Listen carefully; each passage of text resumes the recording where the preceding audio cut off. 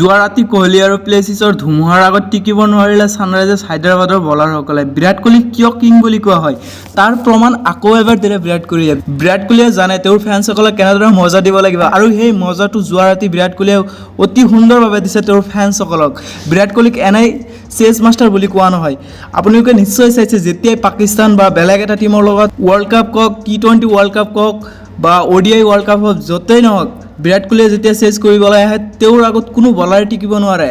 সেইটো প্ৰমাণ যোৱা ৰাতি আকৌ এবাৰ IPLত দেখিবলৈ পোৱা গৈছে। কিং কোহলি আৰু ফাফ ডু প্লেছিছে ছানৰাইজাৰ্ছ হায়দৰাবাদৰ বলাৰসকলক 6 আৰু 4 মাৰি জোৰা কৰিলে। RCBয়ে জিকিলে আটাইতকৈ ডাঙৰ খেল আৰু যোৱা ৰাতি খেলখন জিকাৰ লগে লগে RCBয়ে টপ 4ত আহি গৈছে। আগতে টপ 4ত নাছিল, কিন্তু এতিয়া RCB যোৱা ৰাতি যিখন মেচ হ'ল ছানৰাইজাৰ্ছ হায়দৰাবাদৰ লগত সেই মেচখন জিকাৰ লগে লগে RCBয়ে টপ 4ত আহি গৈছে। যোৱা ৰাতিৰ মেচখনত RCBৰ এনেকুৱা চিটুৱেশ্যন আছিল যে নহ'লে কৰা নহ'লে মৰা। RCBৰ মেচখন জিকাটো বহুত দৰকাৰ আছিল আৰু ডাঙৰ মেচত ডাঙৰ খেলুৱৈ এহঁতক লগাই নিজৰ নামত কৰি লয় মেচখন। ফাফ ডু প্লেছিছ আৰু বিৰাট কোহলিয়ে বহুত আৰামত খেলখন জিকি লয় আৰু প্লেঅফছত যোৱাৰ পথটো নিশ্চিত কৰি লয়।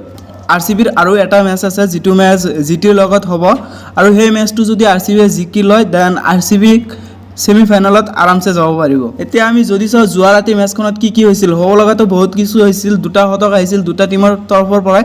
প্ৰথমে বেটিং কৰিবলৈ আহি ছানৰাইজাৰ্ছ হায়দৰাবাদে 20 অভাৰত 5টা উইকেট হেৰুৱাই 186 ৰানৰ টাৰ্গেট দিয়ে, য'ত এডেন মাৰ্কাৰামে 20 বলত 18 ৰান বনায় আৰু লগতে ক্লাছনে 51 বলত 104 ৰান বনায় আৰু এইটোৱে আছিল ছানৰাইজাৰ্ছ হায়দৰাবাদৰ আটাইতকৈ ডাঙৰ স্ক'ৰ। তাৰপিছত হেৰি ব্ৰকে 19 বলত 27 ৰানৰ এটা ইনিংছ খেলে আৰু ক্লাছনে অকলে 100তকৈ বেছি ৰান বনাইছিল।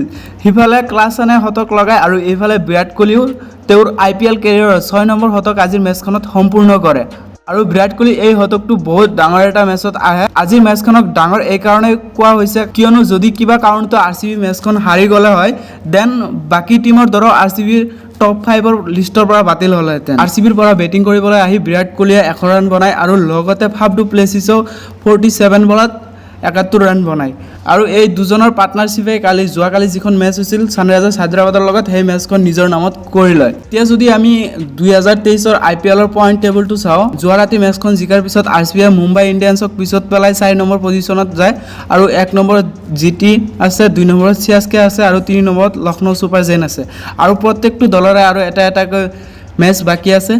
তো গাইজ আপুনি কি ভাবে 2023 IPLৰ ছেমিফাইনেলত কোন 4টা টীমে যাব পাৰিব নিশ্চয় কমেণ্ট কৰি জনাব।